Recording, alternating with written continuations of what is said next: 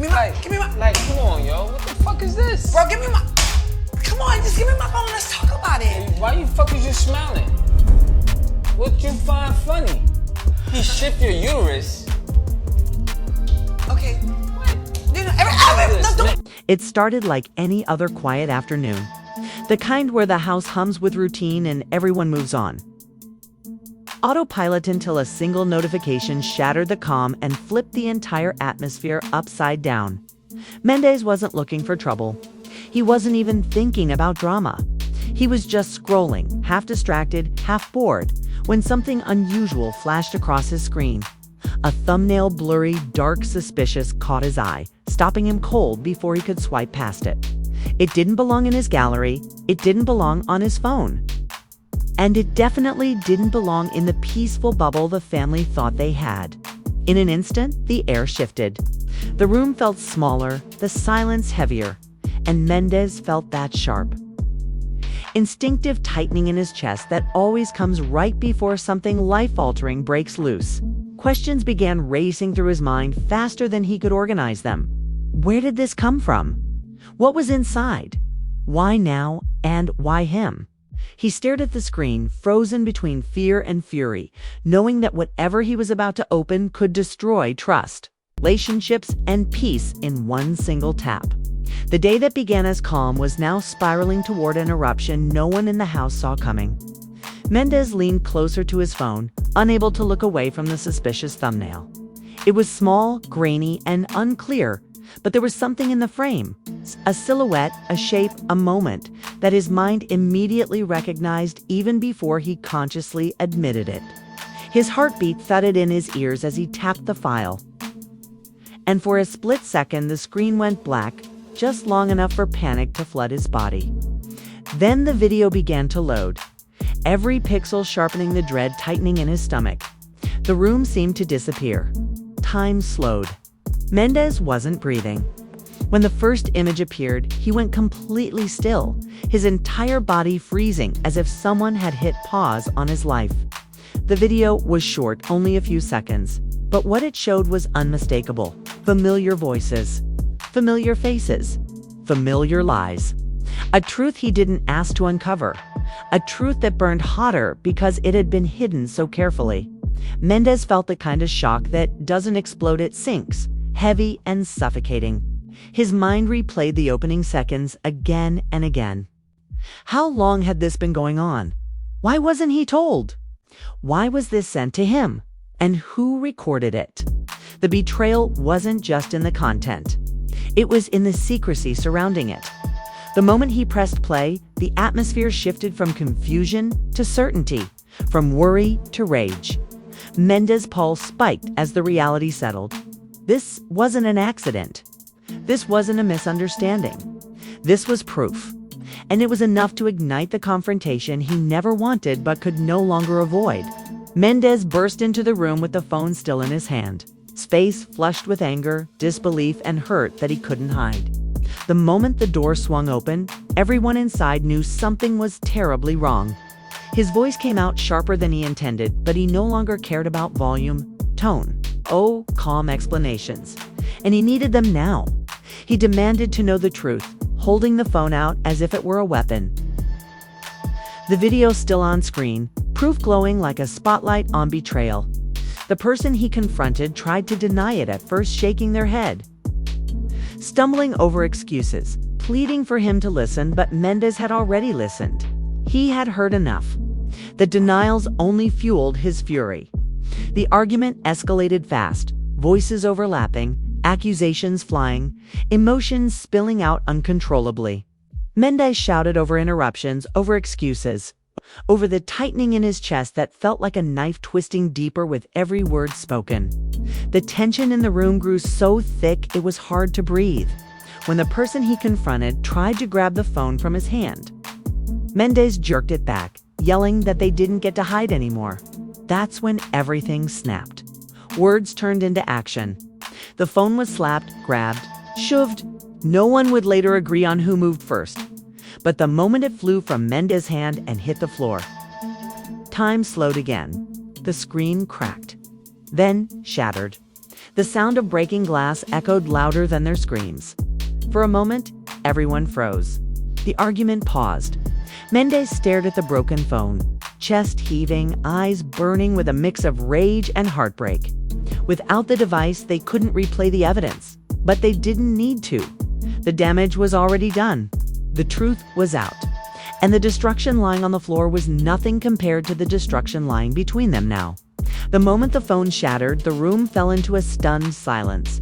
But that silence didn't last long. Within minutes, the chaos rippled outward like a shockwave. Mendeecees stormed out, pulse racing, hands shaking, barely able to process what he'd just seen or what he'd just caused. He needed answers, but he also needed space to breathe.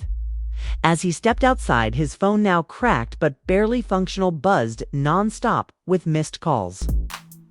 Texts and frantic messages pouring into every group chat he was part of. Word travels fast in families where everyone talks, and even faster in circles where drama spreads like wildfire.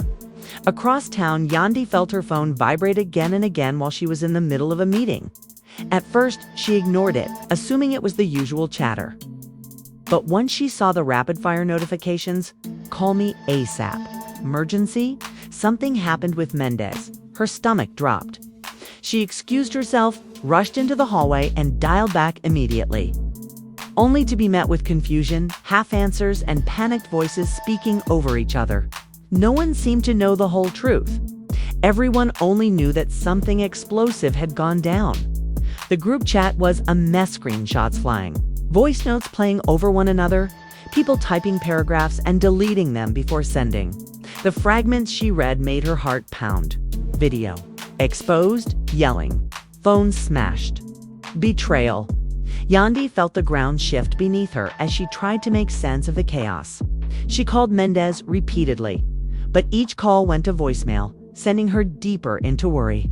Driving home, she replayed every recent conversation, every subtle shift in mood, every sign she might have missed. Panic mixed with frustration as she imagined the worst and still didn't know the truth.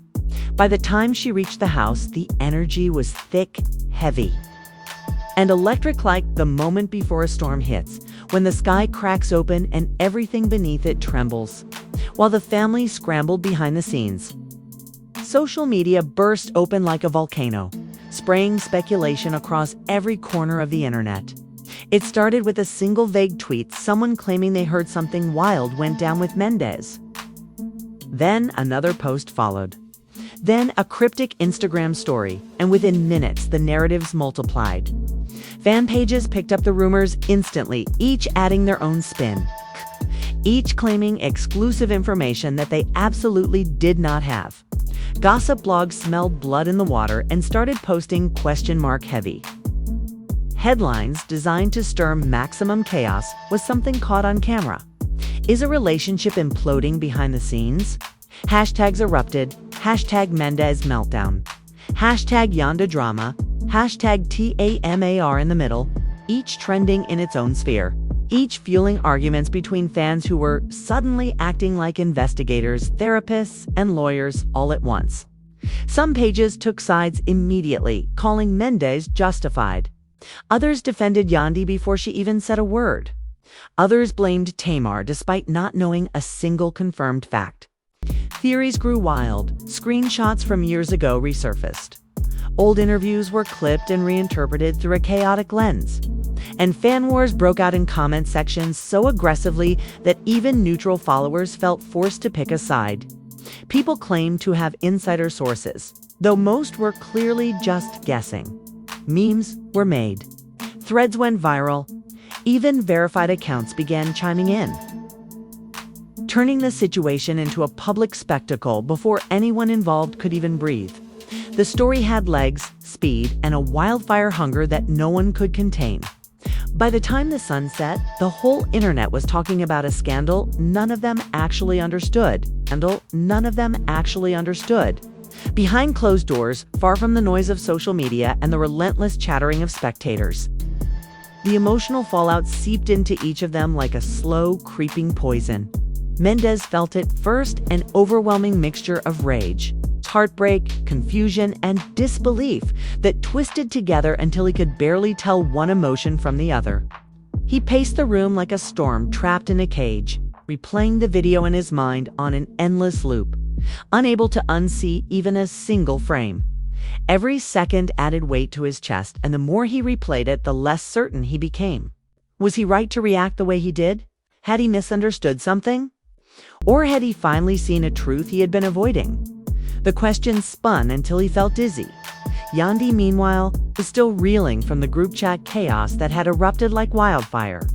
She walked into the situation with her pulse racing, trying desperately to balance logic with the sharp sting of humiliation. She wanted answers, real ones, not excuses or softened explanations, but she feared the truth just as much as she craved it. Every unanswered question became a seed of suspicion, and every moment of silence between them felt like a blade hanging over her. She tried to stay collected, but the emotional exhaustion wrapped around her like a heavy coat she couldn't take off. And then there was Tamar. Caught in the center of a storm she barely understood. She wasn't even sure how her name had gotten pulled so deeply into the narrative. Yet suddenly, she felt the weight of 1,000 eyes on her, some sympathetic, most suspicious. Her phone buzzed nonstop with messages. D, Ms, screenshots, and are you okay? Check-ins that somehow made her feel worse. People wanted answers she didn't have. They wanted explanations she wasn't ready to give. She kept scrolling, hoping to find clarity somewhere in the noise. But every new post painted her in a different light villain victim mastermind. Clueless bystander. The emotional tension stretched between all three of them, like a fragile tightrope, ready to snap with the slightest pressure. Friends tried to intervene, some offering calm advice, others pouring gasoline on the fire with talk of pride, boundaries, and retaliation. In that whirlwind of external voices and inner turmoil, each person felt increasingly alone. As if no one truly understood the weight they were carrying. Mendeecees wondered if he had overreacted. Yandy wondered if he hadn't reacted enough. Tamar wondered if she should fight back publicly or quietly wait for the storm to fade. At the heart of everything, the real fear wasn't the scandal itself, which was the terrifying uncertainty of not knowing who to trust anymore. As the scandal spiraled beyond anything Tamar or her team anticipated, the immediate priority shifted from confusion to control. Damage control wasn't optional, it was survival.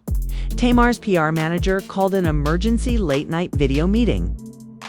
Voices layered with tension as everyone tried to figure out how to respond without feeding the fire. One person suggested a statement. Another argued it would only make things worse. Someone else insisted she go live, speak from the heart, clear her name. Tamar sat in the center of it all, overwhelmed, scrolling through the avalanche of hashtags, edits, memes, and accusations. Every post felt like a punch. Every comment felt like a spotlight. In the chaos, they decided on the classic strategy: controlled ambiguity. A cryptic message, something that hinted at truth without confirming anything. Something poetic, something vague. Something that could be interpreted 20 different ways depending on what people already believed. Tamar posted a black background with a short line. Sometimes silence speaks louder than proof. Within minutes, it went viral. Some fans called it powerful. Others accused her of deflecting. Then came the second post. A soft, selfie, forced smile, captioned, "I stay grounded through storms I didn't create." Again, millions of eyes, thousands of comments, endless speculation. Meanwhile, her team drafted a more formal statement, but held it back, waiting to see which direction public sentiment leaned. The goal wasn't truth. The goal was optics. Mendeecees' silence added to the mystery, while Yandy stayed offline completely, refusing to join the circus. The PR teams cared less about what happened and more about what people thought happened. Everyone wanted to shape the narrative, twist it, polish it, package it. And as the internet refreshed, reposted, and reanalyzed, the gap between what was real and what was strategic widened until it was almost impossible to tell the difference. After days of tension, unanswered calls, and suffocating speculation, Tamar reached out privately to Yandy. No managers, no entourage, no performative apologies or dramatic confrontations. Just a simple message: can we talk? They met at a quiet cafe tucked away from the usual paparazzi traps, both arriving with guarded faces and tight shoulders. The atmosphere inside was warm, gentle, almost too peaceful for the storm surrounding them. They sat across from each other, hands wrapped around steaming cups, the silence heavy before the first words spilled out. It wasn't explosive. It wasn't dramatic. It was tense polite on the surface, emotional underneath. Every sentence chosen carefully, like stepping through a minefield. Tamar tried to explain her side, not to clear herself, but to clear the distortions spreading online. Yandy listened, eyes steady, trying to separate fact from fear, truth from panic. There were no accusations, no yelling, just a raw conversation between two women pulled into a mess neither felt fully in control of. They didn't agree on everything. How could they? The situation was too layered, too messy, too public.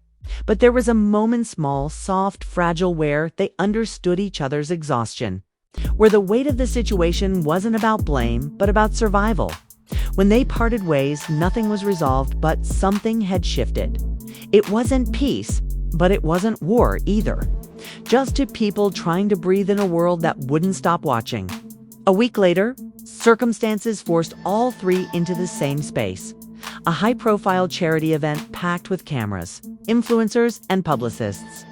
No one planned it, no one wanted it, but their names were too big to skip without raising suspicion. The moment Tamar walked in, flashes erupted. Minutes later, Yandy arrived, calm, composed, unreadable. Mingling through the crowd, they eventually crossed paths near the silent auction table. The air tightened instantly. The exchange was short, polite, carefully controlled, every smile too soft, every word too measured. But the cameras didn't miss a single detail. A blogger recorded a 5-second clip of their awkward greeting. And by the time the event ended, it had already hit the internet. Fans zoomed in on body language, posture, micro-expressions, claiming to see shade, fear, fake forgiveness, or secret guilt, depending on which side they supported. To make things worse, another clip surfaced: Mendeecees standing off to the side, glancing their direction before looking away. More theories. More commentary. More chaos. That single event designed for charity, it ended up fueling the scandal all over again, proving that in the world of public scrutiny, even silence makes headlines. Just when the scandal seemed to be settling into a predictable rhythm of speculation and recycled narratives, everything flipped overnight. Tamar agreed to a sit-down interviewer, calculated, highly orchestrated move meant to reclaim her voice in a story she felt had been twisted beyond recognition. The interview aired in prime time, with Tamar seated in a softly lit studio, her tone steady but emotional as she walked the audience through her perspective. She didn't name names. She didn't accuse. Instead, she spoke in layered truths, hinting that the story the public thought they knew was incomplete. She talked about betrayal, miscommunication, and how easily private moments can be weaponized once they reach the wrong hands. Viewers were captivated. Clips from the interview went viral instantly, some people praising her vulnerability, others accusing her of acting, others demanding that Yandy or Mendeecees respond next. But before anyone could fully digest Tamar's interview, a new twist dropped like a bomb: unedited footage. Someone leaked the raw video connected to the original scandal, longer and clearer than the blurry clip Mendeecees had seen. And the new footage changed everything. It didn't erase the tension, but it revealed a different context, words spoken off camera, the angle that changed interpretations, and background voices that suggested the situation was not as straightforward as online fan armies had assumed. Suddenly, timelines didn't line up. Assumptions cracked. People who had been calling Tamar guilty switched sides. People who defended Mendeecees began questioning his reaction. Yandy's silence, which had once been viewed as dignified, was now interpreted as strategic. The narrative fractured into a dozen competing versions. each with passionate believers dissecting every frame of the leaked video. Journalists picked apart the details. Reaction channels uploaded breakdowns. Podcasts debated who owed who an apology. The scandal wasn't just messy anymore. It was unpredictable, volatile, shifting at every turn. And as the footage continued to circulate, the line between truth and perception blurred again, proving that the internet doesn't follow facts. It follows momentum. It follows momentum. After weeks of spiraling emotions, destroyed trust, and constant public pressure, Mendeecees finally reached a breaking point, then a turning point. He reached out first with a private message, then a long, vulnerable voice note, offering something he hadn't shown since the beginning: accountability. He admitted he reacted too quickly. He admitted he let fear overpower clarity. He admitted that smashing the phone wasn't anger, it was panic, embarrassment, and a desperate attempt to control something he felt slipping away.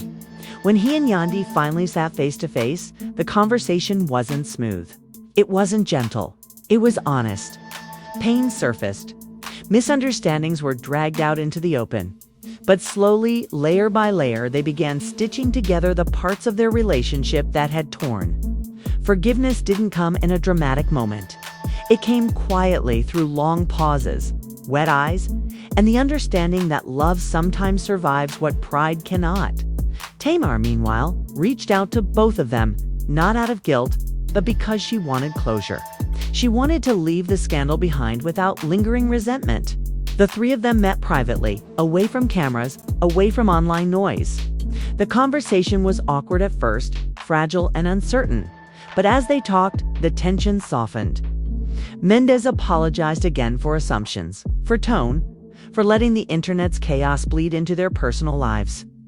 Yandy apologized for shutting down emotionally during the height of the storm. Tamar apologized for any confusion her posts may have caused, even if unintentional. No one walked away with full resolution, but they walked away lighter, more grounded, and with a sense that the storm had passed.